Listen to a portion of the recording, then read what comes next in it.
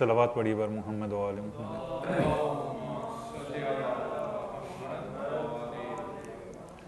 اعوذ باللہ من الشیطان الرجیم، بسم اللہ الرحمن الرحیم۔ الحمدللہ رب العالمین، الصلاة والسلام علی اشرف الانبیاء والمرسلین ابی القاسم محمد اللہم صلی علی وآلہ الطیبین الطاہرین المعصومین ولعنۃ اللہ علی اعدائہم اجمعین، اما بعد۔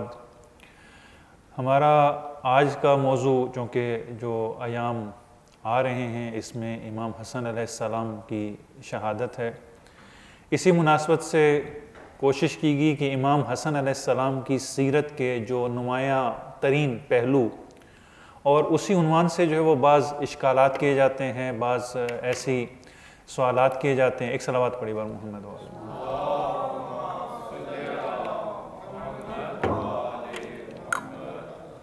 امام علیہ السلام کا اگر دور دیکھا جائے تو انتہائی بحرانی پرتلاطم فتنوں سے بھرا ہوا دور ہے۔ بہت سارے اشکالات، بہت سارے سوالات امام علیہ السلام کی سیرت کے بارے میں، امام علیہ السلام کے دور حکومت کے بارے میں کیے جاتے ہیں۔ کوشش یہ ہوگی کہ انہی سوالات کے جوابات دیے جائیں۔ البتہ ایک چیز ذہن میں رہے کہ چونکہ ہم ایک تاریخی واقعے کے بارے میں گفتگو کر رہے ہیں، تو تاریخ کو دیکھنے کے لیے، پرکھنے کے لیے ہمیشہ حقیقت کی نگاہ سے دیکھا جاتا ہے، نہ کہ عقیدت کی نگاہ سے۔ ایک جو مشکل درپیش ہوتی ہے تاریخی مسائل میں، وہ یہ ہوتی ہے کہ ہم بجائے اس کے کہ ایک تاریخی واقعے کو تاریخ کی دید سے دیکھیں، حقیقت کی دید سے دیکھیں، ہم اسے عقیدت کی دید سے دیکھنا شروع کر دیتے ہیں۔ جب بھی ہم کسی چیز کو عقیدت کی نگاہ سے دیکھتے ہیں تو پھر ہم اصلی چیز کو نہیں دیکھ پاتے۔ یہ مشکل ہمیں درپیش ہوتی ہے۔ یہاں بھی یہی مسئلہ ہے کہ امام علیہ السلام کی سیرت میں حقیقت سے زیادہ عقیدت کی نگاہ سے دیکھا گیا، اور عقیدت بھی ایسے افراد کی عقیدت کی نگاہ سے دیکھا گیا کہ جنہوں نے اس پورے واقعے کو، پوری شخصیت کو بدل کے رکھ دیا، حقائق کو مٹا کے رکھ دیا، محو کر دیا۔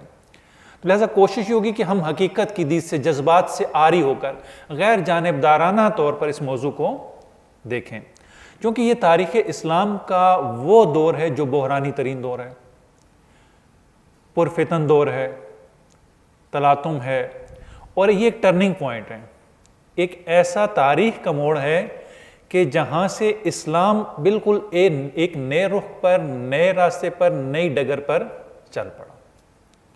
اسلام نے ایک راستہ چھوڑ کے ملوکیت کی طرف جو ہے وہ رخ کر لیا۔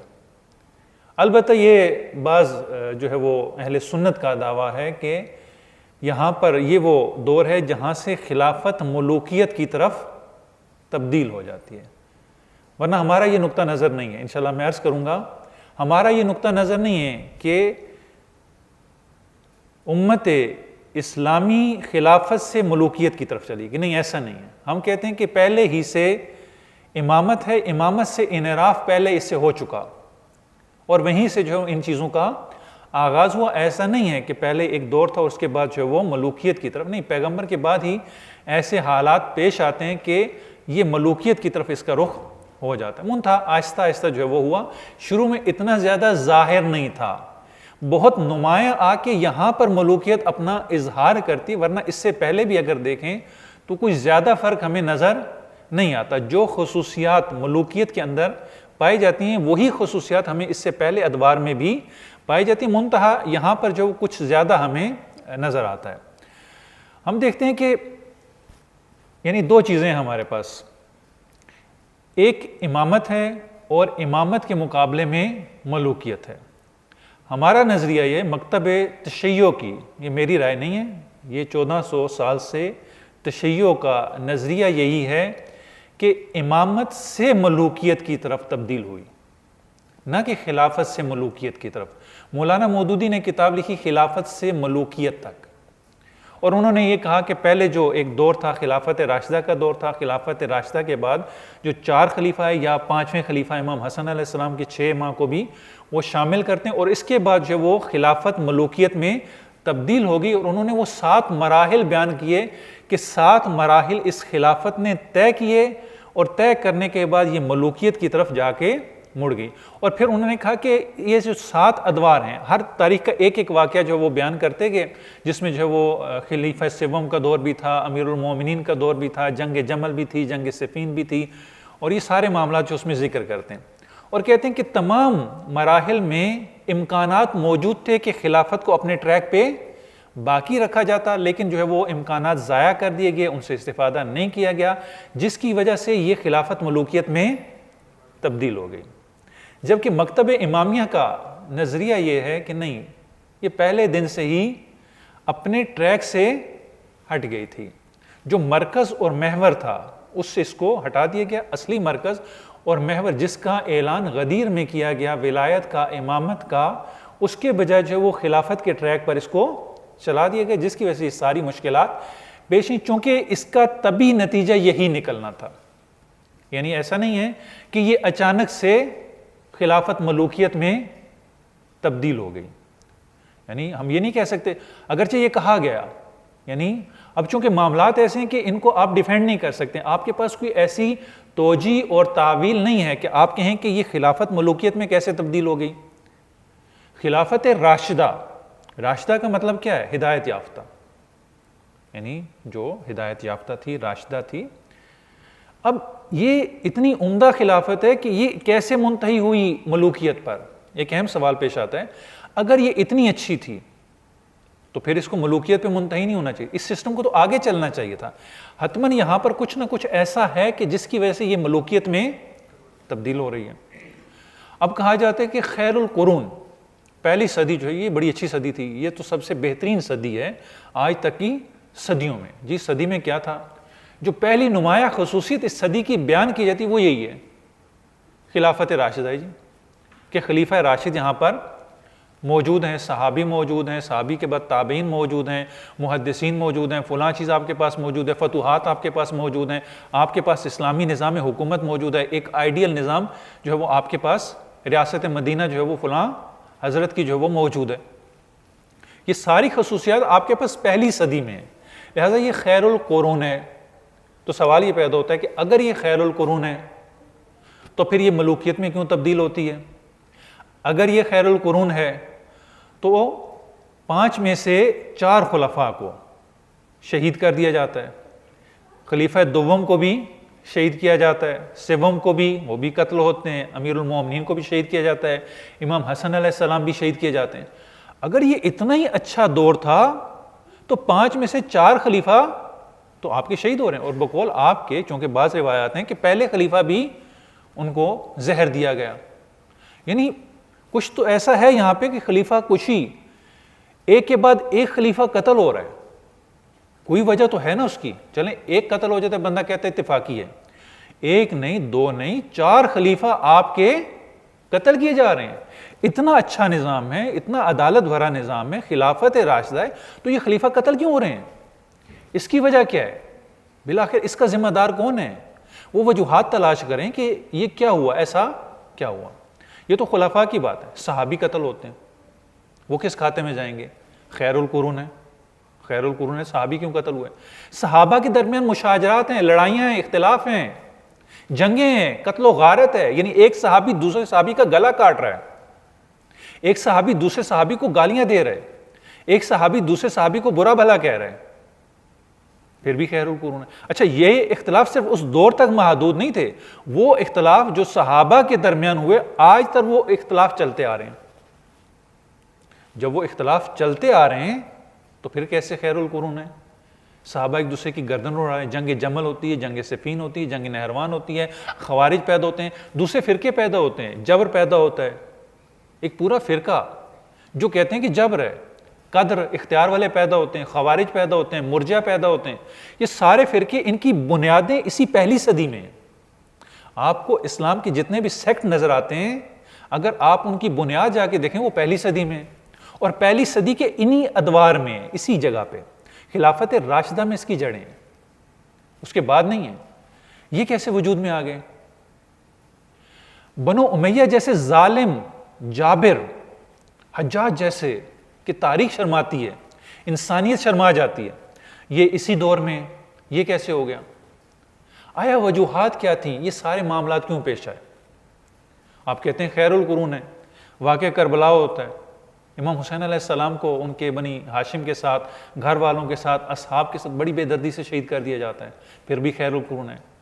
مدینہ پہ حملہ ہوتا ہے، واقعہ ہررا ہوتا ہے، مدینہ کی حرمت پامال کر دی جاتی ہے، پھر بھی خیر القرون ہے۔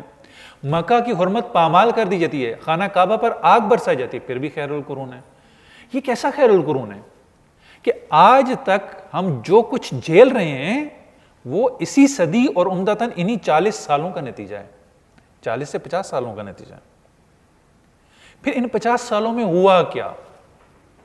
ہمیں سوچنا چاہیے کہ آج تک جہان اسلام میں جو کچھ ہو رہا ہے، جو بھی اختلاف ہے، لڑائی جھگڑے ہیں، قتل و غارت ہے، یہ انہی سالوں کا نتیجہ ہے۔ تو یہاں پر ان سالوں میں ہوا کیا؟ کیا واقعات رونما ہوئے؟ آیا یہ جو واقعات رونما ہوئے، جو کچھ بھی اسلام کے ساتھ ہوا، آیا اس کے پیچھے کوئی علت ہے، سبب ہے، یا بلا سبب ہے؟ ایسے ہو گیا؟ آیا جو واقعات رونما ہوتے ہیں، مثلا آج دیکھ لیں پاکستان آپ کے سامنے، اتنی جو ترقی کر رہا ہے پاکستان، تو اس ترقی کے پیچھے کچھ عوامل ہیں یا نہیں ہیں؟ آج پاکستان جو اس حالت تک پہنچا ہے، یہ بغیر اسباب کے، یا خدا نے چاہا اور پاکستان کو یہاں تک پہنچا دیا؟ نہیں، اس کے اسباب ہیں۔ اس کے اسباب میں کون دخیل ہے؟ کس کی دخالت ہے؟ کون جو ہے وہ اصلی کردار ہے؟ کیا موجودہ حکومت، اس سے پچھلی حکومت، اس سے پچھلی حکومت، کون بالآخر؟ نہیں، یہ سارے عوامل کا ایک سلسلہ ہے، کڑی سے کڑی جو ہے وہ ملتی جاتی، اس کے بعد جو وہ نوبت یہاں تک پہنچتی کہ آج پاکستان اس حالت میں پہنچا ہے۔ خدا نے پاکستان کو اس حالت تک نہیں پہنچایا، جہان اسلام کو خدا نے اس حالت تک نہیں پہنچا، اس کے پیچھے عوامل ہیں۔ یعنی جب بھی کوئی واقعہ ہوتا ہے تو اس کے پیچھے اس کی کچھ کازز ہوتی ہیں، اس کے عوامل ہوتے ہیں، اس کے اسباب ہوتے ہیں، ہمیں وہ اسباب جاننے ہیں۔ آیا اسباب ہوتے ہیں؟ یہاں پہ دو اسکول آف تھاٹ ہیں۔ ایک اسکول آف تھاٹ کہتے ہیں کہ نہیں جی کوئی اسباب نہیں ہے، آپ کو جو ہے وہ اس میں کوئی اتنی غور کرنے کی ضرورت نہیں ہے، آپ نے کیا کرنا ہے، آپ نے خدا پہ چھوڑ دینا ہے، خدا کی مشیت ہے، خدا کا ارادہ ہے، خدا یہ چاہتا ہے کہ ایسا ہو، لہذا ہوا۔ اور جب خدا ایسا چاہتا ہے پھر آپ کون ہوتے ہیں پوچھنے والے؟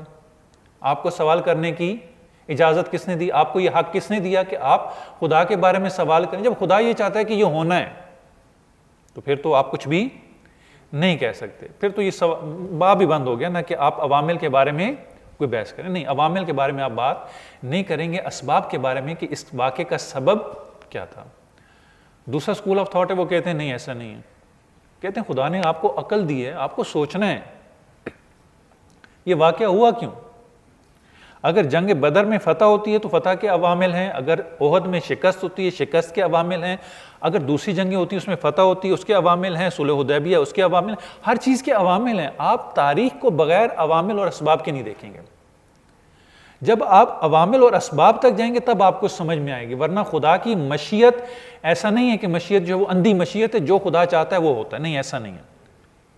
اچھا، اب انہوں نے کیا کیا؟ جو جبر کے قائل ہیں انہوں نے ساتھ اس کو یعنی مزید پختہ کرنے کے لیے، مستحکم کرنے کے لیے جو ان کا آرگومنٹ تھا، اس کو انہوں نے کہا کہ جی ہمارے پاس جو پیغمبر کی حدیث ہے کہ میرے بعد 30 سال تک خلافت ہوگی، اس کے بعد کاٹ کھانے والی ملوکیت ہوگی، کیونکہ پیغمبر نے پہلے سے کہہ دیا ہے اب یہ ہونا ہی ہونا ہے، اب آپ کے پاس کوئی چارہ نہیں ہے سوائے اس کے کہ آپ صبر کر لیں بس، اور جو ہوتا ہے ہونے دیں۔ آپ یہ نہ سوچیں یہ کیوں ہوا، یہ خدا کی مشیت سے ہوا، کیونکہ خدا کی مشیت کو پیغمبر نے بیان کر دیا تھا کہ میرے 30 سال تک خلافت ہوگی، اس کے بعد کاٹ کھانے والی ملوکیت ہوگی، یہ جو ہے وہ پہلے سے طے تھا۔ ہم کہتے ہیں نہیں ایسا نہیں ہے، یہ جو پریڈکشن کا باب ہے نا، پیشگوئی کا، یہ جبر پہ دلالت نہیں کرتا، اور پیشگوئی ہمیشہ جو ہے وہ آپ دیکھیں اتنی کثرت سے نہیں ہوا کرتی۔ پیشگوئی ایک عد ہوتی ہے اور وہ بھی کسی واقعے کے بارے میں بڑا مبہم سا بتاتی ہے کہ یہ واقعہ ہونا ہے، اس طریقے سے ہونا ہے، لیکن اس کے عوامل اور اسباب کی نفی نہیں کرتی ہے۔ کبھی بھی جو بھی پریڈکشن ہوتی ہے، پریڈکشن کسی بھی واقعے کے اسباب کی نفی نہیں کرتی، وہ آپ کو اتنا بتاتی ہے کہ آئندہ یہ اتفاق ہوگا بس، لیکن اس میں کہ آپ ہاتھ پہ ہاتھ دھر کے بیٹھ جائیں، نہیں یہ نہیں، یہ درست نہیں ہے۔ آپ اس کے عوامل اسباب ان کے تحت جو ان کو دیکھیں گے. ہم یہاں پہ بھی یہی دیکھیں گے کہ آیا امام حسن علیہ السلام کے دور میں جو واقعات پیش آئے اور امت اسلامی خلافت کے ٹریک سے ہٹ کے ملوکیت کی طرف چلی گئی، تو اس کے اسباب کیا تھے؟ امام علیہ السلام کا کردار کیا تھا؟ امام نے صلح کیوں کی؟ صلح کی شرائط کیا تھیں؟ صلح کا پس منظر کیا تھا؟ اور صلح کے نتائج کیا تھے؟ اور پھر اس کے بعد جو وہ یہ صلح امام حسن علیہ السلام کی منتہی ہوتی امام علیہ السلام کی شہادت تک، اور یہ شہادت مقدمہ بنتا ہے واقعہ کربلا کا. یعنی یہ واقعات کا تسلسل ہے، اسباب کا تسلسل ہے جو منتہی ہوتا ہے واقعہ کربلا تک. اور یہ یہاں سے شروع نہیں ہوتا، اس کا آغاز سقیفہ سے ہوتا ہے. زیادہ ٹائم نہیں ہمارے پاس کہ ہم سقیفہ تک جائیں، لیکن اشارہ جو ہے وہ انشاءاللہ ضرور کریں گے کہ اس کا آغاز جو وہ سقیفہ سے ہوتا ہے اور پھر یہاں تک مرحلہ پہنچتا ہے اور یہاں سے پھر واقعہ کربلا ہوتا ہے. بہرحال یہ بحرانی ترین دور ہے امت اسلامی کا خلافت کا. سب سے اگر آپ دیکھیں پیغمبر کے بعد خلیفہ اول سے لے کر امیر شام کے بادشاہ بننے تک، ملوکیت تک، سب سے جو پرآشوب دور ہے وہ امام حسن علیہ السلام کا دور ہے. یہ 6 مہینے کا جو مدت ہے. اور دوسرا یہ کہ امام حسن علیہ السلام اس پرفتن دور میں اپنا کردار ادا کرتے ہیں، قائدانہ کردار ادا کرتے ہیں، مصلحانہ کردار ادا کرتے ہیں، لوگوں کی ہدایت کرتے ہیں اور امت کو ایک بہت بڑے بحران سے بچا لیتے ہیں. لیکن اس کے باوجود کیا ہوتا ہے؟ امام علیہ السلام کی شخصیت کشی کی جاتی ہے، امام علیہ السلام پہ الزامات لگائے جاتے ہیں، امام علیہ السلام پہ طرح طرح کا پروپیگنڈا جو ہے وہ ان کی شخصیت کے بارے میں کیا جاتا ہے. انشاءاللہ اس کا تذکرہ بھی کیا جائے گا. یعنی جو کردار امام علیہ السلام نے انجام دیا، جو خدمات امام نے انجام دیں، جس مدبرانہ طریقے سے امام علیہ السلام نے امت کو اس بحران سے نکالا، بجائے اس کے کہ یہ شکریہ ادا کرتے، امام علیہ السلام کی سیرت پہ عمل کرتے، الٹا انہوں نے امام علیہ السلام کے خلاف پروپیگنڈا کرنا بھی شروع کر دیا. اس کے بعد ہم دیکھتے ہیں کہ تھوڑا سا امامت اور ملوکیت کا اگر ہم مقایسہ کریں کہ خلافت کیا ہے یا ملوکیت کیا ہے اور امامت کیا ہے، دونوں میں فرق کیا ہے اور فرق ہونے سے کیا اثر پڑتا ہے ان واقعات پر. چونکہ ہمارا موضوع یہ کہ امامت بمقابلہ ملوکیت، امامت کے مقابلے میں ملوکیت. امامت یہ تصور کیسا ہے کہ جس کے لیے امام جو اٹھے اور امام نے اس کا دفاع کیا اور امام نے اسی امامت کے اصول پر حکومت کی اور صلح کی. یہ اصلی وہ اصول تھا امام علیہ السلام کا کہ جس میں امام علیہ السلام نے یہ سارا کچھ جو وہ انجام دیا. امامت کو اگر دیکھیں، امامت ایک الہی نظریہ ہے امت کی ہدایت کا، اور یہ ہمارے ہاں اصول دین میں قرار پاتا ہے. دوسروں کے ہاں فروع دین میں یعنی فقہ میں ہے، شریعت میں ہے، قانون میں ہے. ہمارے ہاں یہ قانون نہیں ہے، یہ قانون کی بنیاد میں ہے، اصول دین میں. اچھا، یہ اصول دین میں کیوں ہے؟ اس لیے کہ ہمارے ہاں یہ فعل خدا ہے، اس میں انسان کی کوئی دخالت نہیں ہے. امامت اصول دین میں سے ہے. کیوں اصول دین میں سے؟ کیونکہ یہ خدا کا فعل ہے. خدا خود ہدایت کا انتظام کرتا ہے، ہادی کو بھیجتا ہے، اور وہ ہادی کیا کرتا ہے؟ آ کے لوگوں کو ہدایت دیتا ہے. جبکہ دوسرے مکتب میں کیا ہے؟ یہ انسان کا فعل ہے. یعنی حکومت کیا ہے؟ وہ انسان کے ہاتھ میں جیسے چاہیں اس کو بنا لیں. یہ حق جو ہے وہ عوام کو، انسانوں کو دے دیا گیا کہ انسان جس کو چاہیں اپنے درمیان میں سے انتخاب کریں اور حاکم بنا دیں. لہذا یہ انسان کا فعل ہے. ان دونوں میں بنیادی فرق یہ ہے کہ ہمارے ہاں اصول دین میں سے کیونکہ خدا کا فعل ہے، ان کے ہاں فروع دین میں ہے کیونکہ یہ انسان کا فعل ہے. تو یہ جو ہے وہ ہمارا بنیادی ترین فرق ہے. اور اس کے بعد اگر ہم دیکھیں تو ہمارے ہاں جو ہے وہ اقتدار کی حیثیت کیا ہے؟ ہمارے ہاں اس کا مقصد لوگوں کی ہدایت کرنا ہے، لوگوں کو صراط مستقیم پر چلانا ہے، اور ان کا مقصد یہ ہے کہ لوگوں کا تدبیر امور کرنا ہے. بس آپ نے ایک نظم اجتماعی قائم کرنا ہے، بس اس سے زیادہ اس کی کوئی افادیت نہیں ہے کہ بس مل جل کر رہیں، آپس میں ایک دوسرے کے حقوق سے تجاوز نہ کریں، بس مل جل کے آپ نے رہنا ہے، باقی اس کی کوئی جو ہے افادیت نہیں ہے. بس آپ کا نظم اجتماعی قائم ہو گیا، یہ آپ کے لیے کافی ہے، باقی آپ کو کچھ نہیں کرنا ہے. لیکن ہمارے یہاں کیا ہے؟ یہ ہدایت کا ایک نظام ہے. کیوں ہدایت کا نظام ہے؟ کیونکہ انسان کو اپنا مقصد حیات حاصل کرنے کے لیے ایک ہادی کی ضرورت ہے. بغیر ہادی کے انسان اپنا مقصد حیات حاصل نہیں کر سکتا. ایک ڈیوائن گائیڈنس کی انسان کو ضرورت ہے جو پہلے نبی کی صورت میں اور نبی کے بعد امام کی صورت میں آتا ہے اور لوگوں کو اسی صراط مستقیم پر چلا کر اور جو مقصد حیات ہے، پرپز آف لائف ہے، وہاں تک لے کر جاتا ہے. یہ ہمارے ہاں جو ہے وہ امامت کا تصور ہے، اس کا بنیادی فلسفہ یہ. جبکہ دوسروں کے ہاں کہ آپ نے فقط جو وہ ایک نظم اجتماعی قائم کرنا ہے تاکہ معاشرے میں کوئی ایک دوسرے کے ساتھ لڑائی جھگڑا نہ کرے، اس کا ہدایت کے ساتھ کوئی تعلق نہیں ہے. اسی لیے ہمارے ہاں جو امام ہوتا ہے وہ ہادی ہوتا ہے، وہ معصوم ہوتا ہے. اس میں یہ خصوصیات پائی جانی چاہیے، اس میں علم ہونا چاہیے، اس میں شجاعت ہونی چاہیے، اس میں عصمت ہونی چاہیے اور باقی جو فضائل ہیں اس میں ہونے چاہیے. لیکن ان کے ہاں کیا ہے؟ نہیں، چونکہ فقط وہ نظم وہ تلوار سے ہی قائم کرے، تلوار سے قائم کر دیں بس، اس نے ایک اجتماعی نظام قائم کر دیا، یہ کافی ہے ہمارے لیے. اب وہ فاسق ہو، فاجر ہو، جیسا ہو، ہمیں اس سے غرض نہیں ہے، چلے گا. ہم کہتے ہیں نہیں، وہ ہادی ہے، اس کو ہدایت کرنی ہے، وہ کردار کا مضبوط ہونا چاہیے. کہتے ہیں نہیں، وہ کردار کا مضبوط ہونا، تلوار کا مضبوط ہونا چاہیے، ڈنڈا ہونا چاہیے اس کے پاس. نظم اجتماعی بولو ڈنڈے سے قائم کر لے، وہ ہمیں قبول ہے، بس ہمارے لیے یہی کافی ہے. اب یہاں پر جو اقتدار ہے، حکومت ہے، اس کے ہاں جو حکومت ہے وہ وسیلہ ہے، ٹول ہے. کیوں امام کو حکومت چاہیے؟ کیونکہ امام حکومت کے ذریعے سے لوگوں کی ہدایت کرنا چاہتا ہے. اصلی مقصد ہدایت ہے، ہدایت کا ذریعہ حکومت ہے. حکومت کے ذریعے سے، حکومت ہدف نہیں ہے، حکومت مقصد نہیں ہے، حکومت کے ذریعے سے لوگوں کی ہدایت کے مقصد کو حاصل کرنا ہے. بس یہاں پہ جو بنیادی مقصد جو ہے وہ لوگوں کی ہدایت کرنا ہے اور حکومت ایک وسیلہ ہے، ایک ٹول ہے. یہاں پہ حکومت کی، یہاں پہ حکومت مقصد ہے. آپ کو جیسے بھی ہو حکومت حاصل کرنی، بس چاہے وہ ڈنڈے سے حاصل ہو، چاہے وہ رشوت سے حاصل ہو، چاہے وہ لوگوں کو ڈرا دھمکا کر حاصل ہو، چاہے وہ سازش سے حاصل، جیسے بھی ہو ہمیں حکومت چاہیے. بس اس کے لیے ولو دین اسلام کو قربان کرنا پڑتا ہے، بھلے کر دیں، کوئی مسئلہ نہیں ہے. تو یہاں پہ ایک بنیادی فرق یہ ہوا کہ مکتب امامت میں حکومت وسیلہ ہے، مکتب ملوکیت میں حکومت ہدف ہے. کہ حکومت کے لیے آپ سب کچھ کر سکتے ہیں، اس کے لیے جیسے کہتے ہیں محبت اور جنگ میں سب جائز ہے، حکومت میں سب جائز ہے، بس آپ کو حکومت حاصل ہونی چاہیے. دوسرا یہ کہ دونوں میں فرق ہے. ایک بنیادی دوسرا فرق یہ، امامت باقاعدہ ایک نظام کا نام ہے، سسٹم کا نام ہے.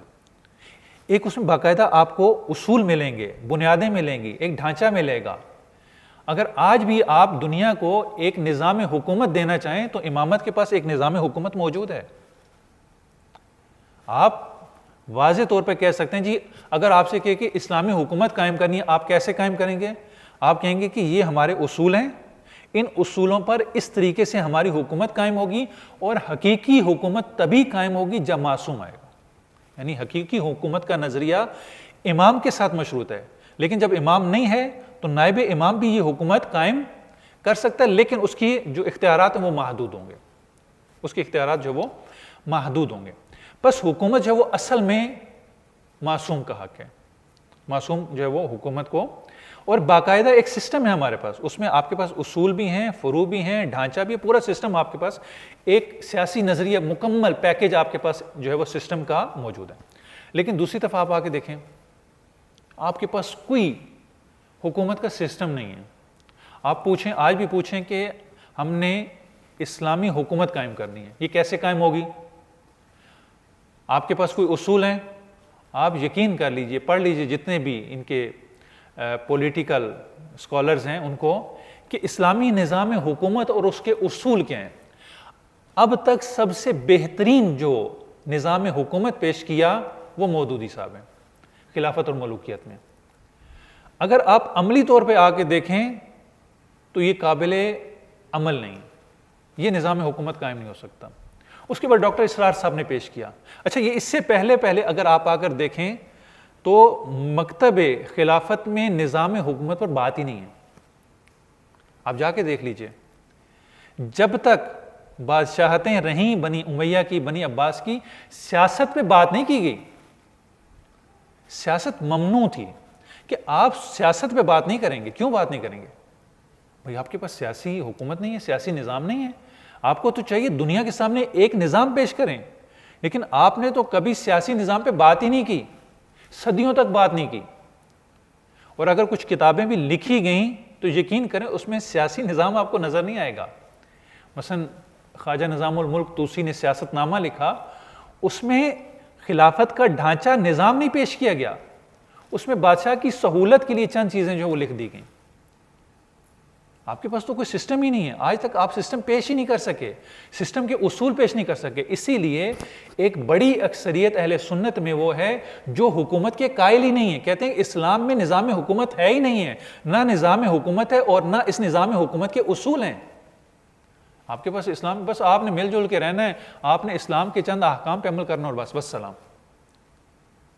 یعنی صدیوں تک کوئی نظام حکومت پیش ہی نہیں کیا گیا. اور مزے کی بات یہ کہ اس بنی عباس کے دور میں ارسطو کی کتابیں, ابو ارسطو کی سیاست پہ کتاب ہے, وہ ترجمہ ہوئی. افلاطون کی جمہوریہ وہ ترجمہ ہوئی. اب یہ سیاست کی کتابیں, لیکن اس کے باوجود ان کو مد نظر رکھ کے کوئی سیاسی نظام پہ بات نہیں کی گئی. یعنی اس کو پیش کرنا تو دور کی بات ہے, صدیوں تک سیاسی نظام کے اوپر بات تک نہیں کی گئی. کیوں؟ کیونکہ آپ کے پاس ایک نظام ہے, خلافت موجود ہے, وہ چل رہا ہے عملی طور پر, لہٰذا وہ بات نہیں کرنے دیتا. کیوں؟ اگر نظام کی بات کریں گے, اصولوں کی بات کریں گے, پھر یہ نظام جو ہے وہ باقی نہیں رہ سکے گا. تو لہٰذا یہ جو ہے وہ نظام آپ کے پاس نہیں ہے, جبکہ امامت باقاعدہ ایک نظام ہے. اور آج ہمیں بولو اس میں اشکالات سب اپنی جگہ پر ممکن ہے ہمیں نظر آئیں, لیکن اس کا ایک نمونہ, ادنا سا نمونہ ہمیں آج بھی دنیا میں نظر آتا ہے, وہ دنیا نے دیکھ لیا. اگر غیر معصوم کی حکومت کا یہ حال ہے تو معصوم آئیں گے تو کیا حال ہوگا؟ یعنی آپ دیکھ لیجیے, چھوٹا سا نمونہ ہمیں حکومت اسلامی کا دنیا نے دیکھا, علم کے لحاظ سے, ٹیکنالوجی کے لحاظ سے, اقتصاد کے لحاظ سے, ہر لحاظ سے آپ دیکھیں دنیا سے آگے جا رہے. دنیا کیوں آج مخالف ہے؟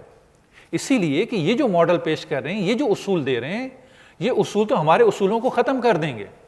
اصل مسئلہ ایٹم بم کا یا ان چیزوں کا نہیں ہے, اصلی مسئلہ اس نظام کا ہے, اس الہی نظام کا ہے کہ اگر یہ الہی نظام اس سے دوسری قوموں نے الہام لے لیا تو پھر وہ تو ہوں گے, ہم نہیں ہوں گے. لہذا کیا کیا جائے, اس کو ختم کیا جائے. اصلی مسئلہ جو وہ الہی نظام کا ہے, وہ جو ایک جھلک نظر ہے, یہ جھلک بھی نظر نہیں آنی چاہیے. اور آپ خود سوچئے کہ جب جھلک کا یہ حال ہے تو جب اصلی نظام خود آئے گا تو کیا حال ہوگا. جب امام اجل اللہ تعالیٰ فرج شریف تشریف لائیں گے اور وہ عدالت کا نظام قائم کریں گے تو وہ کیسا ہوگا. آج دنیا اسی سے اندازہ تو ہمارے پاس ایک نظام موجود ہے. آج بھی ہم دنیا کو دکھا سکتے ہیں کہ اسلامی اگر حکومت قائم ہونی ہے تو اس کے لیے اگر کسی کے پاس بنیادیں ہیں, اصول ہیں, نظام ہے, پورا ڈھانچہ ہے, تو وہ ہمارے پاس ہے, کسی کے پاس نہیں ہے. فکری بنیادیں بھی ہمارے پاس موجود ہیں. اس کے بعد جو وہ ہم عملی طور پر بنو امیہ کی اگر حکومت دیکھیں تو اس میں جو چیزیں ہمیں نظر آتی ہیں, جو وہ کام جو اسلام کے منافی تھے. یعنی پہلے تو یہ کہ یہ جو حکومت امیر شام کی بنو امیہ کی قائم ہو گئی, پیچھے کم ہی جائیں گے چونکہ پیچھے جانے سے جو ہے وہ مسائل زیادہ کھڑے ہوتے ہیں. چونکہ عام ایک نجی محفل ہو تو انسان اس میں گفتگو کر لیتا ہے, لیکن چونکہ آج کل حالات اجازت نہیں دیتے, بڑے سخت جو ہے وہ عقیدتی لوگ ہیں, تو تھوڑی مشکل پیش آئی تھی. انسان جو ہے وہ آج کل کے دور میں حقائق بیان کرنا بڑا ہی مشکل ہوتا جا رہا ہے. بہرحال ہمارے پاس اب دو طرح کی حکومتیں, ایک ڈی فیکٹو ہوتی ہے, ایک ڈی جورو ہوتی ہے. ڈی فیکٹو وہ حکومت ہوتی ہے کہ جو جیسے بھی ہو حکومت میں آ جائے, یعنی وہ حقیقی حکومت نہیں ہے, قانونی حکومت نہیں ہے, بس آ گئی ہے, اس کو کہتے ہیں ڈی فیکٹو. ڈی جورو وہ ہوتی ہے وہ حکومت جو حکومت کرنے کا قانونی حق رکھتی ہے, اس کو ڈی جورو کہتے ہیں. امام حسن کی جو حکومت ہے, خلافت ہے, امامت ہے, یہ ڈی جورو ہے. اس کے مقابلے میں شام کی جو حکومت ہے یہ ڈی فیکٹو, یہ سب نے مانا. ایون جو اس دور کے سب سے بڑے مدافع آپ کہہ لیں شائستہ ناسبیت کی صورت میں یعنی موجود ہیں, غامدی صاحب, وہ بھی مانتے ہیں کہ یہ جو حکومت تھی یہ ڈی فیکٹو تھی, ڈی جورو نہیں ہے امیر شام کی, لیکن پھر بھی اس کا دفاع کرتے ہیں, کہتے ہیں نہیں پھر بھی ٹھیک تھی, ان کی اطاعت کرنا آپ پر فرض ہے. فی الحال فرصت نہیں کہ ان کے بارے میں زیادہ گفتگو. اس کے مقابلے میں امام حسین علیہ السلام کی جو حکومت ہے قانونی حیثیت اس کی کیا ہے؟ وہ ڈی جورو ہے, ڈیفیکٹو نہیں ہے, اس کو قانونی حق حاصل ہے. کیوں؟ اہل مدینہ نے بیعت کی, اہل مکہ نے بیعت کی, صحابہ نے بیعت کی, تابعین نے بیعت کی, جو بھی مختلف شہروں کے نمایاں لوگ تھے سبھی نے آ کر امام کی بیعت کی. اور یہ وہ امام ہے کہ جن کی امامت شیعہ نقطہ نظر سے بھی ثابت ہے اور اہل سنت کے نقطہ نظر سے بھی ثابت ہے. شیعہ نقطہ نظر سے واضح طور پر امیر المومنین نے امام حسن کو اپنا نائب, اپنا جانشین اور اپنے بعد خلیفہ معین کیا, اور امیر المومنین نے کسی سے کوئی مشورہ نہیں لیا. اور مزے کی بات یہ ہے کہ کسی نے بھی امام حسن علیہ السلام کے انتخاب پر اعتراض نہیں کیا, ورنہ سابقہ ادوار میں امیر المومنین سے اگر پہلے دیکھیں ہر خلیفہ کے اوپر اعتراضات موجود ہیں. آپ سقیفہ میں دیکھ لیجئے سعد بن عبادہ مخالف ہیں اور مخالفت میں مدینہ چھوڑ کے چلے جاتے ہیں, بعد میں ان کو ایسیسینیٹ کر دیا جاتا ہے, کہا جاتا ہے کہ ان کو جنوں نے مارا تھا, یعنی جن آتے ہیں پیچھے ڈالا لے کر ان کو مار دیتے ہیں. یہ بھی مخالف تھے. اور ایک اچھی خاصی تعداد جو وہ انصار کی مخالف ہے. مدینہ کے باہر جنہوں نے زکوٰۃ دینے سے انکار کر دیا, انہوں نے زکوٰۃ دینے سے, زکوٰۃ کا انکار نہیں کیا, حکومت کو زکوٰۃ دینے سے انکار کیا, یہ بھی مخالف ہیں. بس یہاں پہ ایک اچھا خاصا دھڑا آپ کو, یعنی آپ یوں سمجھ سکتے ہیں کہ یہ جو لوگ مدینہ سے باہر تھے انہوں نے سول نافرمانی کی تھی, یہ مرتدین نہیں تھے, مرتد ہونے والے, یہ سول نافرمانی کی تحریک تھی حکومت کے خلاف. بس یہاں پر بھی اعتراض کرنے والے موجود تھے جو ان کی حکومت کو نہیں مان رہے تھے, اور پھر جو ہے وہ جناب خالد بن ولید رضی اللہ تعالی عنہ گئے اور انہوں نے پھر جو ہے وہ ان لوگوں کو مزہ چکھایا اور پھر جو ہے وہ انہوں نے وہ سارا جو وہ کام انجام دیا. اس کے بعد آپ خلیفہ ثانی کو دیکھ لیں. جب خلیفہ اول نے خلیفہ ثانی کا انتخاب کیا وہاں پہ بھی جو وہ لوگ مخالف تھے اور انہوں نے آ کے خلیفہ اول سے اعتراض بھی کیا کہ آپ نے کس بندے کو خلیفہ بنا دیا, یہ تو بڑے سخت ہیں, آپ ان کو نہ بنائیں. انہوں نے کہا نہیں انشاءاللہ سب ٹھیک ہو جائے گا, اور پھر سب ٹھیک ہو گیا. ان پر بھی اعتراض کیے گئے. اس کے بعد خلیفہ سوم کو شورا میں, خود شورا میں جو اختلاف اس بات پہ کہ سب راضی نہیں تھے, اور پھر دوسروں نے اعتراض کیا, اور پھر ان کی جو واقعات پیش ہوئے, بغاوت ہوئی ان کے خلاف, وہ بغاوت بھی ایک بہت بڑے اعتراض کا نتیجہ تھا. خود ان کی خلافت پر بھی بعض لوگوں نے اعتراض کیا اور اس کے بعد بھی اعتراض ہوئے. لیکن جب امیر المومنین بنے, امیر المومنین کی خلافت پہ اعتراض نہیں ہے, خود خلیفہ بننے میں چونکہ بعض لوگ کینہ اور عناد رکھتے تھے ان سے, اس لیے امیر المومنین کے مخالف ہوئے, اور ان کے پاس کوئی منطقی اعتراض نہیں تھا. انہوں نے بس اپنی طرف سے جو ایک اعتراض بنا کے پیش کیا. پھر امام حسن علیہ السلام کے دور میں جب ان کو خلافت ملی, ایک بندے نے بھی امام حسن علیہ السلام کی خلافت پر اعتراض نہیں کیا. دیکھیں امیر شام کا مسئلہ علیحدہ ہے اور ان کی کوئی حیثیت بھی نہیں ہے, یہ نہ تو اہل حل و عقد میں ہے, نہ یہ شورا میں ہے, یہ کسی کھاتے میں نہیں, یہ طلقاء میں ہے. ان کا خلافت سے کیا تعلق, یہ تو بیچارے خود آزاد ہوئے, ان کو تو آزادی ہی پیغمبر نے دی ہے, یہ تو اہل بیت کے آزاد کردہ ہیں, ان کو حق حاصل نہیں ہے کہ یہ خلافت کے بارے میں بات کریں, ان کی یہ حیثیت ہی نہیں ہے. لہٰذا امام حسن علیہ السلام کی خلافت پر کسی کو کوئی اعتراض نہیں ہے. اہل سنت کے نقطہ نظر سے بھی سب نے مل کر بیعت کی اور ان کی خلافت منعقد ہوئی, اور شیعہ نقطہ نظر سے تو ویسے ہی امام علیہ السلام نے ان کو تعین کیا. تو یہاں پہ دونوں نظریے آ کے مل جاتے ہیں. امام حسن علیہ السلام کی حکومت, آپ یہ دیکھیں یہ حیثیت ہے امام علیہ السلام کی حکومت کی, باقاعدہ قانونی حیثیت سے, کسی کو کوئی اعتراض نہیں ہے. اور اس کے مقابلے میں جو آپ کے پاس کون سی حکومت ہے؟ ڈیفیکٹو ہے, جس کو حق حاصل نہیں ہے, اور اس کو پیغمبر نے کہہ دیا تھا کہ یہ باغی گروہ ہے. یا عمار تقتلک فئۃ باغیہ, اے عمار تجھے باغی گروہ قتل کرے گا. یہ وہ باغی گروہ ہے کہ جو یہاں پر امام حسن علیہ السلام کے مقابلے میں آ گیا. اب یہاں پہ اگر ہم دیکھیں تو ہمیں جو ہے وہ ایک ٹکراؤ, یہاں پہ یہ اصل ٹکراؤ جو ہے وہ دو افراد کا نہیں ہے, دو حکومتوں کا نہیں ہے, دو منطقوں کا نہیں ہے. یہ اصل میں جو ٹکراؤ یہاں پہ پیش آیا, جو دو حکومتیں ہمیں نظر آ رہی ہیں, ایک ڈی فیکٹو ایک ڈی جورو, یہ اصل میں امامت اور ملوکیت کا ٹکراؤ ہے. یہ آپس میں یہاں پہ ٹکرا رہی ہیں. جو اصول امامت ہے اس کے مقابلے میں ملوکیت جو ہے وہ آ کے اس سے ٹکرا رہی. اچھا، اب انہوں نے جو کام کی، اب امام حسن کی شخصیت سب کے سامنے ہے، اس پہ میں بات نہیں کرتا، پیغمبر کے محبوب ہیں، مباہلہ میں گئے، دوسرے موارد جو ہے وہ امام حسن علیہ السلام کے سارے فضائل سب کے سامنے موجود ہیں، کسی کو اس سے انکار نہیں ہے۔ اب ہم دوسری طرف دیکھتے ہیں، یہ کون ہے؟ یہ طلقاء میں سے، ان کی حیثیت یہ، ان کی شخصیت یہ اسلام کے آخری دور میں مسلمان ہوئے، اور یہ قلبی طور پہ جو ہے وہ خود روایات ہیں کہ مسلمان نہیں ہوئے۔ ان کے فضائل اگر آپ دیکھ لیں تو آپ کو حدیث کی کتابوں میں ان کے فضائل نظر نہیں آئیں گے، ایون بخاری مسلم میں جو فضائل صحابہ کا باب ہے ان میں کہیں پہ بھی آپ کو کوئی فضائل نظر نہیں آئے گا۔ اچھا، جو ان کے اقدامات جو انہوں نے خلافت کے دور میں انجام دی، بقول مودودی صاحب، میں مودودی صاحب کی بات نقل کروں، میں اپنی بات نہیں کر رہا، مودودی صاحب نے جو ان کے اقدامات نقل کی، جو انہوں نے دین میں اضافات کیے، دین میں نئی چیزیں ایڈ کی، جو ان کا ایڈیشن تھا وہ کیا تھا؟ سب سے پہلے انہوں نے یہ کیا کہ ابن زیاد، یعنی ابن زیاد جو اس کا بیٹا تھا، اس کا باپ ہے زیاد بن ابی، اس بیچارے کی ایک مشکل تھی نسب کی، انہوں نے اس کو ملحق کر دی اپنے ساتھ، اپنے والد کے نام کے ساتھ، یعنی ان کے جو بے فارم تھا، بے فارم کے اوپر جو ولدیت غلط لکھی ہوئی تھی، تو انہوں نے کہا آؤ میں تمہارا بے فارم ٹھیک کیے دیتا ہوں، لہٰذا اس بے فارم میں اس کا نام کاٹ کے اپنے والد صاحب کا نام لکھ دیا کہ لو یہ تمہاری ولدیت ہو گئی اور تم میرے جو وہ بھائی بن گئے، اور یہ مسئلہ جو وہ حل کر دیا۔ حالانکہ پیغمبر کی حدیث ہے کہ جو بھی ایسے کام کرے وہ جو ہے وہ فلاں ہے اور اس کا جو ہے وہ ٹھکانہ جہنم ہے، اور اس طریقے سے جو پیغمبر کی ایک مفصل جو ہے وہ حدیث ہے کہ یہ کام انہوں نے اسلام کے اور پیغمبر کے دستور کے خلاف کیا، بہت بڑا جو ہے وہ کام انہوں نے کیا، اور آج جو ہے وہ انہی کاموں کا دفاع بھی کیا جاتا ہے۔ عجیب بات یہ کہ ایک تو انہوں نے وہ جو کیا سو کیا، لیکن آج بڑے بڑے علماء، بڑے بڑے مفتیان دین جو ہے وہ انہی کاموں کا دفاع کر رہے ہیں۔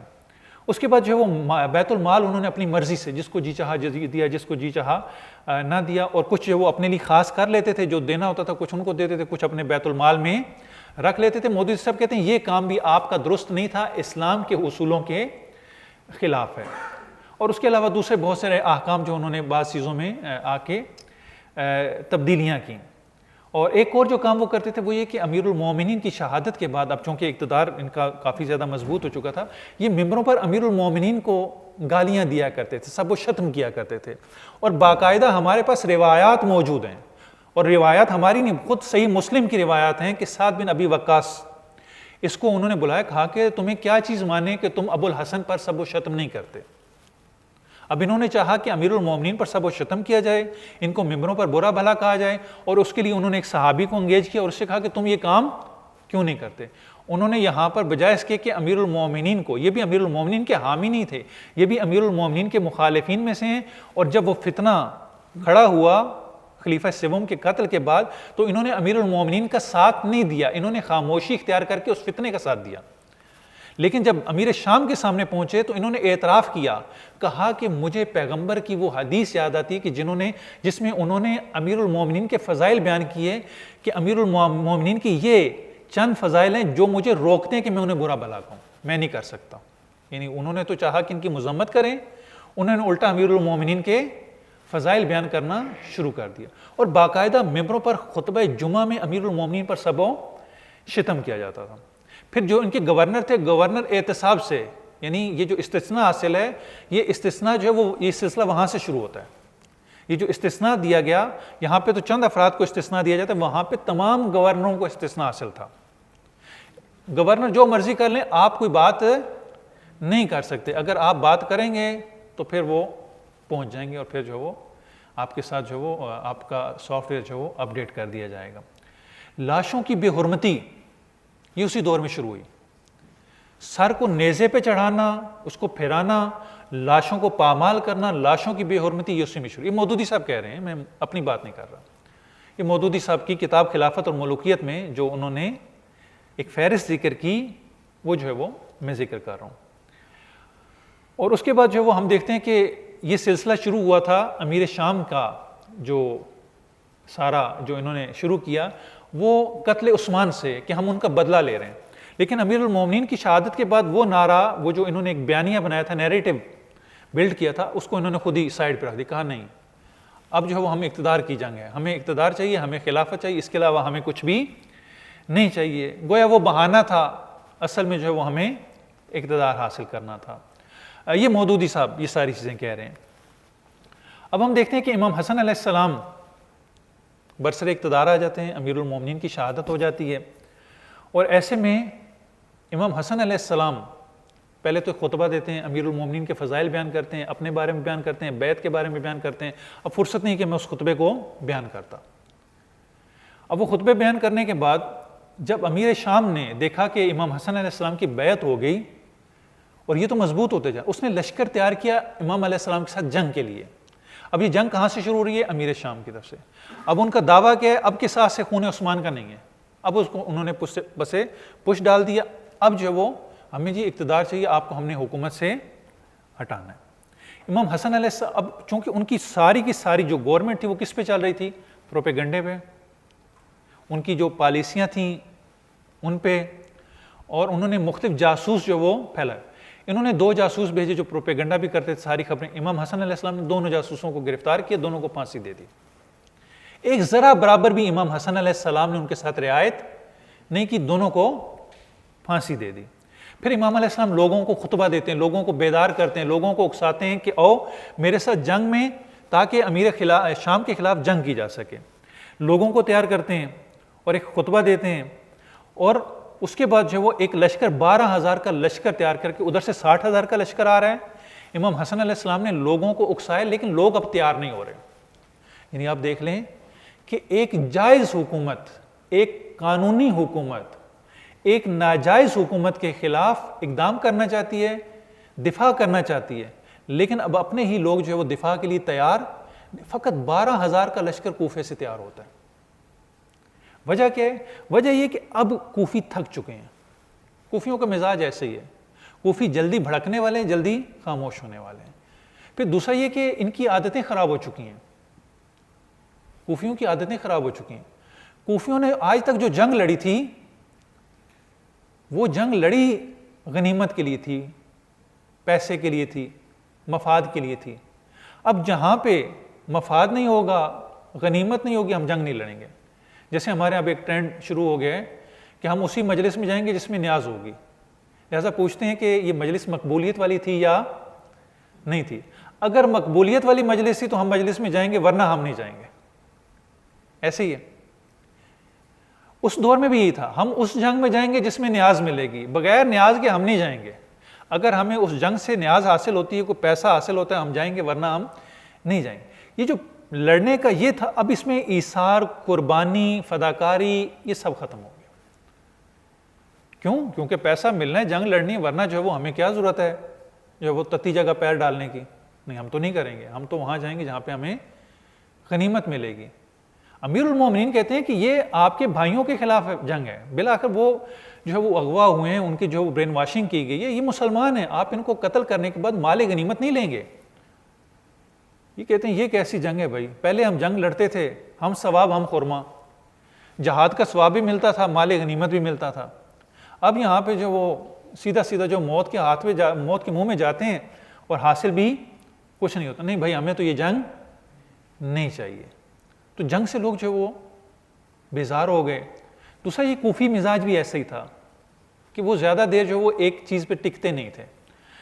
امیر المومنین آخری دور میں بڑے شاکی ہیں کوفیوں سے، جتنی بھی وہ خطبات ہیں نا مذمت کے، وہ آخری دور کے ہیں، اور وہ خصوصاً جنگ صفین کے بعد ہے۔ جنگ صفین کے بعد وہ سارے خطبات ہیں جو کوفے کی مذمت میں ہیں۔ اب یہی کوفی امام حسن کو نصیب ہوئے۔ امام حسن ان کو جو امیر المومنین کے کہنے پہ جنگ لڑنے نہیں ہے، وہ امام حسن کے کہنے پہ جنگ لڑنے آئیں گے۔ امام حسن ان کو اکسائے، صرف 12,000 کا لشکر تیار ہوا۔ امام نے اس لشکر کو عبید اللہ بن عباس کی کمانڈ میں امیر شام کے ساتھ مقابلے کے لیے بھیجا۔ اچھا، اب یہ لشکر روانہ ہو گیا۔ یہ عبید اللہ بن عباس کو کیوں کمانڈر بنایا؟ ایک تو یہ کہ ان کے مورد اعتماد تھے، بنی ہاشم میں سے تھے۔ دوسری وجہ یہ تھی کہ ان کے 2 بیٹے جب یہ یمن میں تھے، امیر شام نے ان کے 2 بیٹوں کو بسر بن ابی ارتاد کے ذریعے سے قتل کروایا تھا۔ ان کو یہ تھا کہ ان کے 2 بیٹے تو ان کے ہاتھوں مارے گئے، یہ کبھی ان سے سلو نہیں کریں گے، ان میں اتنی غیرت ہوگی کہ یہ اپنے 2 بیٹوں کو نہیں بھولیں گے، لہٰذا ان کو کمانڈر بنایا۔ اور ان کے ساتھ جو 2 دوسرے افراد تھے، ایک قیس بن سعد تھے جو بیٹے تھے سعد بن عبادہ کے، وہ جنہوں نے پیچھے ڈالا بھیج کے شہید کروایا تھا۔ جنہوں نے مارا. قیس بن سعد یہ بڑے مخلص ساتھی تھے امام حسن علیہ السلام کے, اور ایک سعید بن قیس تھے. کہا کہ آپ نے جو کام بھی کرنا ہے ان دونوں کے مشورے سے کرنا ہے, کمانڈر آپ ہو لیکن یہ دو آپ کے مشاورے, مل جل کے آپ نے کام کرنا ہے. یہ روانہ ہوئے, لشکر اب کام ہے, ایک طرف 12,000 کا لشکر ہے, وہاں سے 60,000 کا لشکر آ رہا ہے. امام حسن نے کہا تم روانہ ہو, میں مدائن جاتا ہوں, مدائن سے میں لوگوں کو اکٹھا کر کے لاؤں گا. امام مدائن چل دیے. مدائن میں جو وہ امام علیہ السلام ابھی وہاں پر موجود ہیں کہ امیر شام نے جو وہ دیکھا کہ امام علیہ السلام اور ان کے لشکر کے درمیان فاصلہ آ گیا, گیپ آ گیا. کمیونیکیشن کا سسٹم اس طریقے سے نہیں ہوتا تھا جیسے آج ہوتا ہے. آپ دنیا میں کہیں پہ بیٹھے ہوں, آپ فوراً جو ہے وہ خبر پہنچ جاتی, اطلاع پہنچ جاتی کہ آپ نے کیا کرنا ہے. اس دور میں ایسا نہیں تھا. مدائن میں اور اس جگہ میں کافی فرق تھا. امیر شام نے کیا کیا, امیر شام نے پروپیگنڈا مشینری اپنی ایکٹیو کر دی. انہوں نے جا کے پہلے لشکر میں یہ افواہیں پھیلائیں کہ امام حسن نے صلح کر لی. ادھر سے امام حسن علیہ السلام کے پاس کہ جی آپ کا لشکر جو ہے وہ علیحدہ ہو گیا. اور ادھر سے کیا کیا, عبید اللہ بن عباس کو 10,000 درہم میں خرید لیا امیر شام نے. 10,000 لشکر لیے, اور یہ 10,000 میں انہوں نے 10 لاکھ لے کے تقریباً 8 یا 10,000 کا لشکر, یعنی وہ جو 12,000 تھے اس میں سے بھی 8,000 لے کے یہ امیر شام کے ساتھ مل گیا.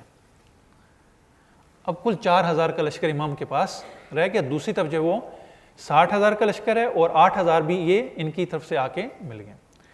ادھر سے جو امام سے ملنے آئے امیر شام کے وہ جو قاصد تھے, انہوں نے امام علیہ السلام سے ملاقات کی اور کہا کہ آپ یہ اقتدار امیر شام کو سونپ دیں. امام نے انکار کر دیا. امام نے کہا ہمارے درمیان فیصلہ تلوار کرے گی. اور پھر خط و کتابت بھی جو وہ ہوئی. اچھا اب ہوا کیا, جو خیمے کے اندر بات ہوئی وہ بات کیا تھی, جیسے آج ہو رہا ہے. یہ آپ کے لیے بڑی واضح مثال ہے کہ مذاکرات نہیں ہوتے اور ٹرمپ صاحب کہتے ہیں جی مذاکرات کامیاب ہو گئے, سب جو ہے وہ ٹھیک ہے, اور اس وقت جو وہ ہم نے جنگ جیت لی ہے, یہ ہو گیا وہ ہو گیا. بے نہیں ایسے ہوا. وہ قاصد جب آئے مذاکرات کرنے اور امام نے کہا کہ نہیں ہمارے درمیان فیصلہ تلوار کرے گی. اچھا یہ باہر نکلے, اور باہر نکل کے انہوں نے کیا کہ انہوں نے کہا جی امام نے صلح کر لی. اب یہ لوگوں کے ہجوم سے گزرتے جاتے تھے اور کہتے جاتے تھے کہ امام حسن علیہ السلام نے صلح کر لی. اب لوگ بھی جو ہے وہ مختلف قسم کے تھے, بیچ میں خوارج بھی موجود تھے. اچھا انہوں نے جب سنا تو بجائے اس کے کہ ویریفائی کر لیں کہ واقعاً ایسی بات ہے یا نہیں ہے, انہوں نے اسی پہ جو ہے وہ عمل کیا. کہا کہ ٹھیک ہے, اور امام کے خلاف نعرے لگانے شروع کر دیے. امام نے صلح کر لی, اور ایک خارجی جو امام کے خیمے میں داخل ہوا, اس خارجی نے امام علیہ السلام سے کے اوپر خنجر سے حملہ کر دیا. امام علیہ السلام کو زخمی کر دیا, شدید زخمی ہو گئے امام علیہ السلام صحابات کے مقام پر. یعنی اب حالت یہ کہ پروپیگنڈا پورے لشکر میں پھیل چکا ہے, امام علیہ السلام زخمی ہیں, امام علیہ السلام ان کے سامنے بھی نہیں جا سکتے, لشکر میں پھوٹ پڑ چکی ہے, ایک لشکر کا حصہ جو ٹوٹ کے ان سے جدا ہو چکا ہے. اور پھر اس نے قیس بن سعد کو بھی رشوت کی پیشکش کی, کہا آپ بھی جو ہے نا امام نے صلح کر لی ہے, آپ بھی صلح کر لو. لیکن ان کی بصیرت, انہوں نے کہا کہ جب تک امام کی طرف سے پیغام آئے گا نا مجھے تمہاری زبان پہ یقین نہیں, میں یہ کام نہیں کروں گا. اس نے بڑا کہا, خریدنے کی کوشش کی, لیکن قیس بن سعد انہوں نے کہا یہ نہیں ہو سکتا, جب تک امام کی طرف سے کنفرمیشن نہیں آئے گی اس وقت تک میں سرنڈر نہیں کروں گا, میں آپ کے خلاف جنگ کروں گا ولو میں شہید ہو جاؤں. اس نے پھر جو ہے وہ امیر شام نے خط لکھا, اس میں گالیاں دیں, انہوں نے بھی اس کا جواب دیا. تو یہ جو صورتحال جو ہے وہ امام حسن علیہ السلام کو پیش آئی. اب اس تناظر میں جو ہے وہ امام علیہ السلام زخمی ہیں, صحابات میں جو ہے وہ جناب مختار کے چچا کے گھر میں منتقل ہو جاتے ہیں, وہاں پہ ان کا علاج کیا جاتا ہے. لشکر جو ہے وہ 2 دھڑوں میں تقسیم ہو چکا ہے, اس میں پروپیگنڈا پھیل چکا ہے, ایک لشکر کا دھڑا جو ہے وہ بک چکا ہے, لشکر انتہائی کم. اب یہ 4,000 کا لشکر ہے, اور اس کی کیفیت بھی جو ہے وہ آپ کے سامنے, جن کے حوصلے بالکل پست ہیں. ایسے لشکر تک پہنچتے ہیں, ان سے بات چیت کرتے ہیں, اور پھر بھی امام لڑنے پہ مصر ہیں. یہ جو کہا جاتا ہے نا کہ امام صلح پسند تھے, امام آخری دم تک لڑنے کے لیے تیار ہیں. امام نے اس چھوٹے سے لشکر سے بھی کہا کہ آیا تم جنگ کے لیے تیار ہو, لڑنے کے لیے تیار ہو؟ انہوں نے کہا نہیں, الحیات الحیات, ہمیں تو زندگی چاہیے سرکار, ہم تو مرنا نہیں چاہتے. جب امام نے دیکھا کہ لڑنے کے لیے تیار ہی کوئی نہیں ہے, اب اس جنگ کا فائدہ کیا ہے؟ اس لشکر کے ساتھ تو جنگ نہیں لڑی جا سکتی. اس کے ساتھ لڑنے کا مطلب یہ ہے کہ آپ اپنے ہی پاؤں پر کلہاڑی ماریں, خود بھی جو ہے وہ شہید ہو جائیں, اور باقی جو آپ کے بچے کچھ لوگ ہیں یہ بھی قتل کر دیے جائیں. لہٰذا امام علیہ السلام, اور اتنی دیر میں البتہ پہلے بھی وہ بار بار کوشش کر رہے تھے کہ امام کو صلح کا پیغام دیں, کیونکہ وہ بھی نہیں چاہتے کہ امام علیہ السلام کو شہید کریں، چونکہ نواسہ پیغمبر کو شہید کرنا ابھی جو ہے وہ بڑا مشکل ہے، ابھی تک جو ہے وہ بڑے سخت حالات ہیں، لہٰذا یہ کام نہیں، یہ چاہتے ہیں کہ گھی سیدھی انگلیوں نکل جائے، ٹھیک ہے، خود امام جو ہے وہ حالات ایسے پیدا کر دیے جائیں کہ امام مجبور ہو کے یہ خلافت ہمیں دے دیں۔ پھر انہوں نے ایک کوڑا کاغذ بھیجا، کہا کہ آپ جو ہے وہ سلو کر لیں، اور نیچے اس نے دستخط کر کہا جو شرائط بھی آپ کہیں گے ہمیں وہ قبول ہے، ہم آپ کی شرائط پر سلو کریں گے، ایک بات بھی ہم اپنی طرف سے نہیں کہیں گے۔ یعنی دیکھیں مذاکرات ہوتے ہیں، ابھی آپ کے سامنے ہیں، دو فریق بیٹھتے ہیں، آپس میں بات چیت کرتے ہیں، گفتگو کرتے ہیں، گفتگو کے بعد جو مختلف جو ہے وہ اس کے جو پوائنٹ ہوتے ہیں اس پہ جو ہے وہ ڈسکس کرتے ہیں، اور اس کے بعد جو وہ اتفاق ہوتا ہے، ٹھیک ہے یہ پوائنٹ آپ کا، یہ ہمارا، یہ آپ کا، یہ دو طرفہ ہوتا ہے۔ یہ ایک طرفہ تھا۔ امیر شام نے کہا جو بھی شرائط آپ لکھ کے دیں گے ہم وہ کریں گے۔ اب جو ہے وہ حالات اس طریقے سے ہو گئے، امام نے کہا لشکر سے بات چیت، لشکر لڑنے کے لیے تیار نہیں ہے۔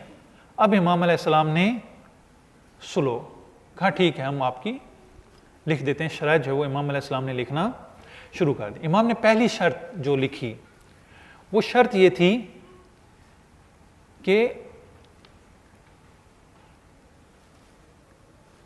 تھی کہ امیر شام قرآن اور سنت پر عمل کریں گے۔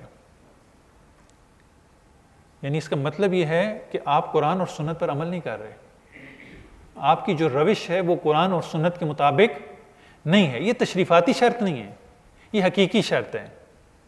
کیوں؟ کیونکہ آپ کا جو عمل ہے وہ قرآن اور سنت کے مطابق نہیں ہے۔ دوسرا یہ کہ آپ اپنے بعد کسی کو جانشین نہیں بنائیں گے، یہ آپ کو حق حاصل نہیں ہے، اور بعض روایات کی بنا پر یہ خلافت آپ کے بعد امام حسن کو ملے گی، اور اگر امام حسن نہیں ہوں گے تو امام حسین علیہ السلام کو مل جائے گی۔ تیسری شرط یہ کہ جو امیر المومنین کو ممبروں پر خطبوں میں برا بھلا کہا جاتا ہے اس سلسلے کو روکا جائے گا، یہ نہیں کیا جائے گا، انہوں نے مان لیا۔ چوتھی شرط یہ ہے کہ جو امیر المومنین کے شیعہ ہیں ان کو قتل نہیں کیا جائے گا، ان کو مارا نہیں جائے گا، کہا یہ بھی ہمیں قبول ہے۔ اور پھر اس کے بعد یہ کہ اہل بیت کے خلاف کوئی سازش نہیں کی جائے گی، شیعوں کو نہیں مارا جائے گا۔ انہوں نے کہا کہ جو بھی آپ کی شرائط ہیں وہ مجھے قبول ہیں۔ ان شرائط کے تحت جو وہ سلو ہوتی ہے، اور جب سلو ہو جاتی ہے تو پھر بلازری اور دوسرے مورخین کے بقول یہ ممبر پہ آتے ہیں، کہتے ہیں میرا مقصد حکومت حاصل کرنا تھا وہ میں نے حاصل کر لی۔ اور امام علیہ السلام بھی ان شرائط کے ساتھ یہی بتانا چاہتے ہیں کہ دیکھو ان کا اصلی مقصد جو ہے وہ حکومت حاصل کرنا ہے، ہم دین اسلام کی خاطر حکومت سے منصرف ہو جاتے ہیں تاکہ دین اسلام بچ جائے۔ یہ کہتے ہیں دین اسلام جاتا ہے تو بھلے جائے، ہمیں حکومت مل جائے، جس بھی ذریعے سے ہو ہمیں حکومت چاہیے، ہمیں اور کسی چیز سے سروکار نہیں ہے۔ اب یہ جو حکومت جب مل جاتی ہے اور اس کے بعد جو ہے نا یہ اس شرائط کو سب کو پامال کر دیتے ہیں، سازش بھی کرتے ہیں، صحابہ حجر ابن عدی یا دوسرے صحابہ کا قتل بھی کیا جاتا ہے، قرآن و سنت کے خلاف وہ اقدامات جن کا میں نے ذکر کیا، مودودی صاحب نے جو ہے وہ ذکر کیا، میں نمونے کے طور پہ پیش کیے، وہ بھی مودودی صاحب اس لیے اعتراض کریں یہ قرآن و سنت کے خلاف ہے اور یہ سلو کے بعد کے اقدامات ہیں جو آپ نے انجام دیے۔ یعنی بہت نمایاں ہو جاتا ہے کہ جو شرائط امام علیہ السلام نے ان کے لیے قرار دی تھیں کہ یہ شرائط ان کا اصلی چہرہ عیاں کر دیں گی، اور ایسا ہی ہوا، ایک ایک شرط کی جو ہے انہوں نے پامالی کی، اور پامالی کے خود ان کا چہرہ جو وہ نمایاں ہو گیا۔ اچھا، یہ امام علیہ السلام کی بصیرت تھی کہ امام علیہ السلام نے کس طریقے سے یہ سارے معاملات کو نپٹایا۔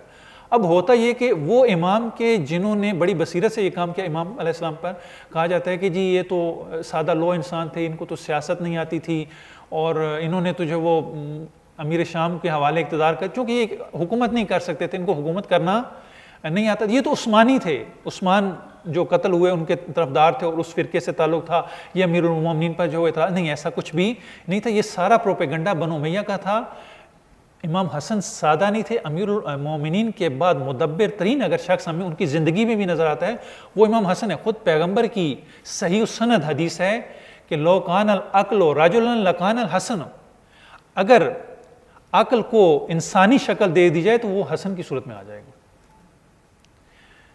جو کامل عقل ہو وہ سادہ لو نہیں ہوا کرتا کہ آپ کہیں کہ یہ سادہ لو انہیں سیاست کرنی نہیں, یہ کامل عقل ہیں, عقل کل ہیں. آپ انہیں نہیں کہہ سکتے کہ انہیں سیاست نہیں آتی. سیاست انہی کے گھر سے نکلی ہے, صحیح معنوں میں الہی سیاست آپ نہیں کہہ سکتے. بہرحال امام علیہ السلام کے خلاف جو ہے پروپیگنڈا کیا جاتا ہے. اب جو وہ سلسلہ اس طریقے سے ہوتا ہے کہ عہد شکنی کی جاتی ہے امیر شام کی طرف سے, اور پھر وہ دیکھتے ہیں کہ جو ایک شرط تھی بیچ میں کہ آپ کسی کو جانشین نہیں بنائیں گے. انہوں نے دیکھا کہ ٹھیک ہے وہ صلح نامہ تو ہم نے پھاڑ دیا, لیکن بالآخر جو وہ لوگوں کے سامنے تو بات ہو چکی ہے. جب تک امام حسن کو راستے سے نہیں ہٹائیں گے اس وقت تک جو یزید کے لیے راستہ صاف نہیں ہو سکتا. تو کیا کیا گیا, امام حسن علیہ السلام کو جودت ابن اشعث کے ذریعے سے زہر دلوائی گئی. یہ جودت ابن اشعث یہ کون ہے؟ یہ بڑا جو وہ ایک دلچسپ آپ کہہ سکتے ہیں کہ کردار ہیں یہاں پر. یہ بھانجی ہیں خلیفہ اول کی. ان کے والد کا نام ہے اشعث ابن قیس کندی. یہ پیغمبر کی وفات کے بعد مرتد ہو گئے. مرتد ہونے کے بعد یمن میں چلے گئے. یمن میں جا کے انہوں نے بغاوت کی. خلیفہ نے لشکر بھیجا, ان کو گرفتار کیا. یہ مدینے آئے. مدینے جب یہ آئے انہوں نے معافی مانگی. خلیفہ نے ان کو معاف بھی کر دیا. معاف کرنے کے بعد ان پر یہ عنایت کی کہ اپنی بہن کا رشتہ بھی دے دیا. اب اسی یعنی سے ان کی جو اولاد پیدا ہوئی اس میں سے ایک محمد ابن اشعث ہے, ایک جودت ابن اشعث ہے. یہ دونوں بہن بھائی. جودت ابن اشعث وہ خاتون ہے جس نے امام حسن علیہ السلام کو زہر دیا, اور محمد ابن اشعث وہ ہے کہ جنہوں نے مسلم ابن عقیل کے ساتھ خیانت کی اور انہیں گرفتار کیا. یہ دونوں بھانجے ہیں خلیفہ اول کے, اور یعنی یہ سارا جو ان کا بیک گراؤنڈ ہے. بہرحال امام حسن علیہ السلام کو شہید کیا جاتا ہے, اور ایک مرتبہ نہیں کئی مرتبہ زہر دی جاتی ہے, لیکن آخری دفعہ جو زہر دی گئی یہ بڑی خطرناک تھی. اس کے بعد جو ہے وہ سلسلہ آگے بڑھتا ہے. یزید کی ولایت عہدی, یزید کو تمام تر زور لگا کر, ڈرا کر, دھمکا کر, جس بھی طریقے سے ہوتا ہے یزید کو ولی عہد بنا دیا جاتا ہے. اور اس کے بعد جو ہے وہ جس کے نتیجے میں واقعہ کربلا پیش آتا ہے. یعنی یہ وہ واقعات کا تسلسل ہے جو واقعہ کربلا پر اور اس کے بعد والے واقعات پر منتہی ہوتا ہے.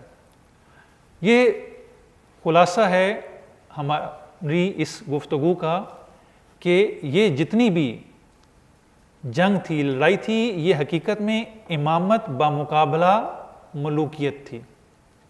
امام نے پوری کوشش کی کہ امامت کے اصولوں کو نمایاں کیا جائے اور ملوکیت کا چہرہ آشکار کیا جائے, اور امام علیہ السلام اس میں کامیاب بھی ہوئے دنیا پر. اسی لیے آج آپ دیکھیں کہ جتنے بھی یہ اقدامات ہیں کوئی ان سے انکار نہیں کرتا, اور آج بھی یہ مانا جاتا ہے کہ اس کا آغاز جو بھی اسلام کی بدبختی ہے اس کی اصلی وجہ ملوکیت ہے. اگر یہ ملوکیت نہ ہوتی آج اسلام اور مسلمانوں کا یہ حال نہ ہوتا, لیکن اس کے باوجود جو ہے وہ اس کا دفاع کیا جاتا ہے. وصلی اللہ علی محمد وآل محمد.